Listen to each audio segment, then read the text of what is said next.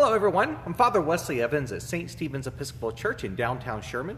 And this is the second of a group of videos that I'll be doing, kind of casual videos leading into Halloween, on Christianity and the weird. So weird, strange stuff, and I'm taking your questions or things you want me to talk about relating to that, and I will try to talk about them, try to answer them, or at least give some kind of insight on them. So I was asked basically about demons. A general question, it was just talk about them, I guess. So this is going to try to be everything you might want to know about demons in 10 minutes or less. Maybe. There'll probably be some other questions. And if you have any other questions, please leave some below or email me, and I'm sure there'll be some further stuff. So, demons, weird, both weird and evil, and something not most people don't like to talk about. When you imagine a demon, you might imagine a fantasy demon, right? Something with horns and like muscles and some kind of large flaming black sword or something, right? Something or hooved feet or whatever. Which hooved feet actually do have an origin in certain Western legends and traditions, though not in the Bible.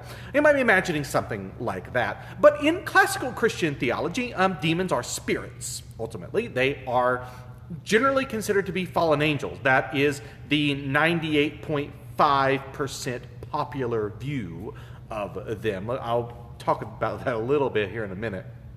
Generally considered to be spirits of some sort, so they don't have a physical body of any type. They don't look like anything. Actually, the Bible warns that Satan can appear as an angel of light.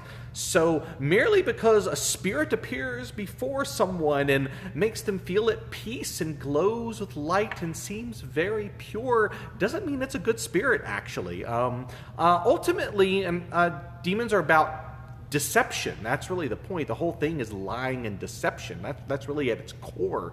And so, if a demon was to physically appear as a giant monster-looking thing, it would kind of defeat the whole purpose. They're more likely to give small nudges towards something, right? Appear as good. Hey, that thing you wanted to do. That will be okay. Nobody will know, right? That's more what they're going for. But generally considered to be spirits. So they don't have a physical form. Now, I said that's the popular view, that they're fallen angels. And that is generally where the idea comes from, that God created a certain group of spirits we call angels. I'll do that in another video on angels. Created a certain group of spirits called angels. And God also values free will, or free choice at least, the ability to make these sort of moral decisions. And if one believes in angels and one believes in free choice, then it follows that some of these spirits may have not used their choices very well. And that's where we get the idea from. Demons don't really appear much in the Old Testament, to be honest. There are lots of words that we often translate demon that might be demon or might be something else. The Old Testament demonology is a little bit more vague, although in some ways a little bit more interesting. It kind of depends on which way you interpret a few things. And then in the New Testament, they're all over the place. In fact, we're doing an online Bible study series on the Gospel of Mark. You can't read the Gospel of Mark without Jesus encountering evil spirits constantly. Like it's in there. You can't say, well, I want a Jesus that doesn't talk about the demonic. It doesn't exist. Particularly in the Gospel of Mark, it just doesn't. So when we're talking about this topic, the topic of demons, evil spirits, that kind of thing, this sort of Halloween topic here, it's throughout the New Testament. You can't get away from that. The word demon, the English word, comes from the Greek word daimonion, which was used in ancient Greece for a lesser spirit, a kind of lesser entity. They weren't necessarily good or bad in Greek mythology or in Greek religion and culture, but in the New Testament it uses that word for these creatures. Okay, these encounters Jesus has, and actually the Greek translation of the Old Testament uses that Greek word for some Old Testament words as well, and there's a whole lot more. This is kind of hard to do in only 10 minutes. So I'm just going to drop that breadcrumb there. If you want more questions, I'll talk more about that in another video. So in general, fallen angels, that's where the word demon comes from. It's the Greek word equivalent for this lesser spirit. And Jesus encounters them, calls them unclean spirits or evil spirits frequently throughout his ministry, and it translates some words in the Old Testament that seem to be related to possibly evil spirits as well. Now, I said that in general, there is a minority report, all right? There is a minority report on that. Justin Martyr, who was a early Christian saint, he was a martyr, hence Justin Martyr, and his belief were that demons were the souls of the Nephilim that died during the flood in Genesis 6. And if that piqued your interest, I'll talk about that another time. I think I was asked about the Nephilim, so I'll talk about the Nephilim in Genesis 6 as well. But that is a minority report and his argument was actually that's why demons possessed people in the Gospels, because they were seeking the pleasures of life that are now denied them, that they no longer have a physical body.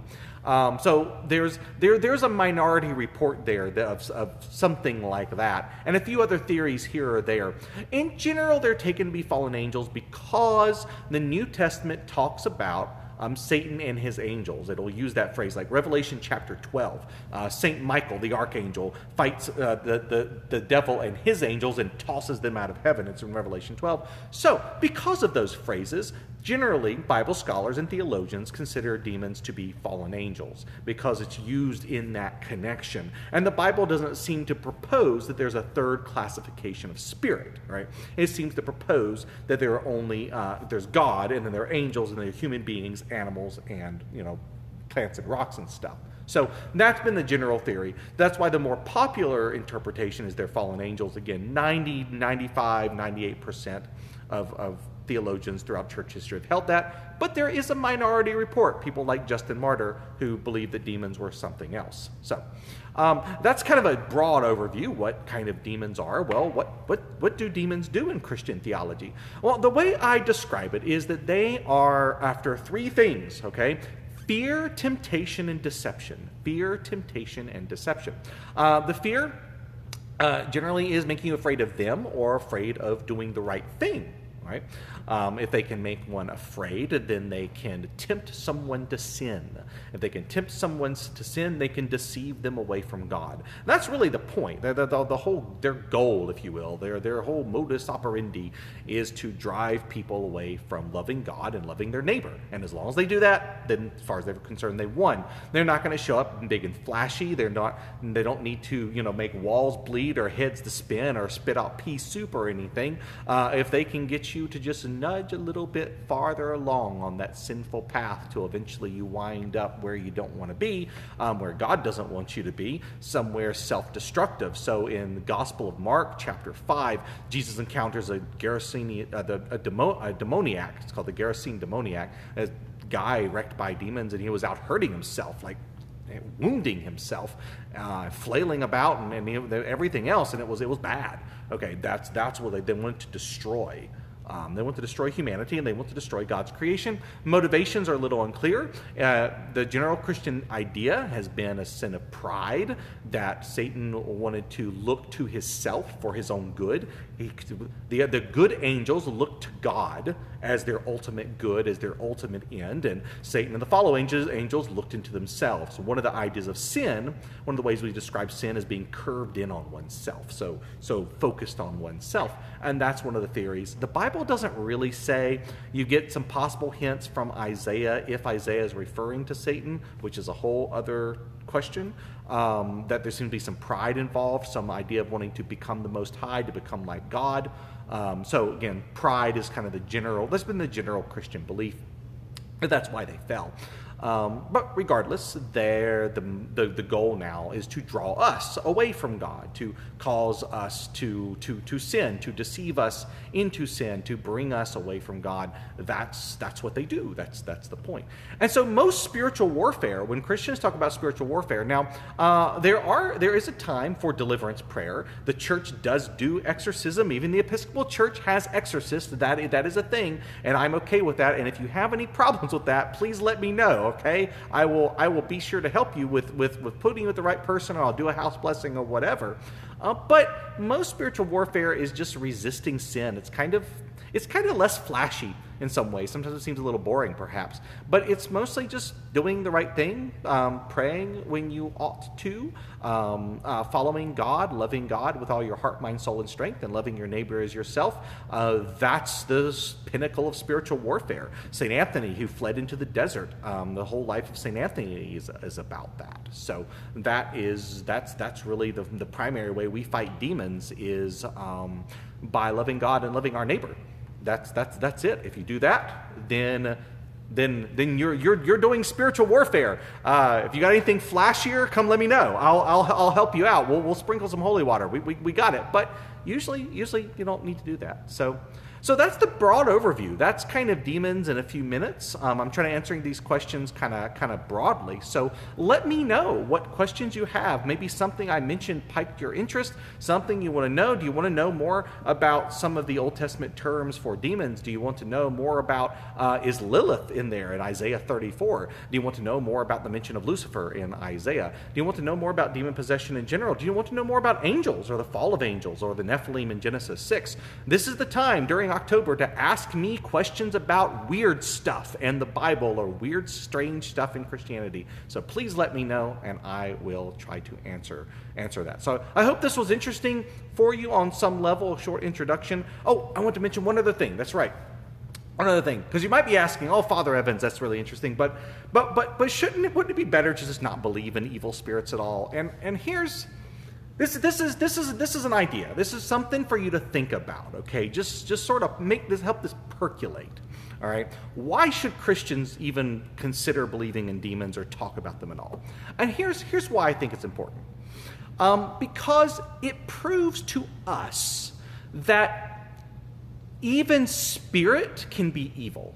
It proves to us even spirit can be evil. What do I mean by that? What I mean is that it's really easy to fall into a belief that the physical world is bad and spirit is good. There's an old early Christian heresy called Gnosticism that believed that the physical world, our bodies were bad and spirit was good.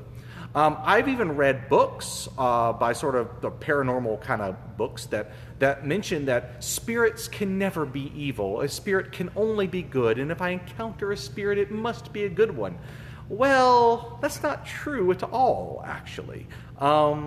And the flip side of that is that it starts to ease if you believe that spirit is uncorruptible and only the physical can be corruptible. You start to maybe believe that maybe the physical world is kind of bad, you see?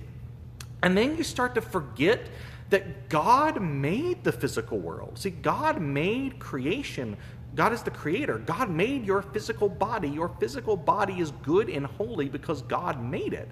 We are supposed to be embodied creatures. Jesus rose again in a physical body. The body is good. The physical stuff that makes up the world was created good. Fallen into sin, corrupted, sure, but to be redeemed. And it's good reminder, demons are a good reminder that even pure spirit, even something completely detached from the physical world, can sin, can be really, really evil, which means evil is not just a physical problem. The problem of sin is not just that we have physical bodies or live in a physical world. We could be pure spirits and still be evil. Even pure spirit can be evil.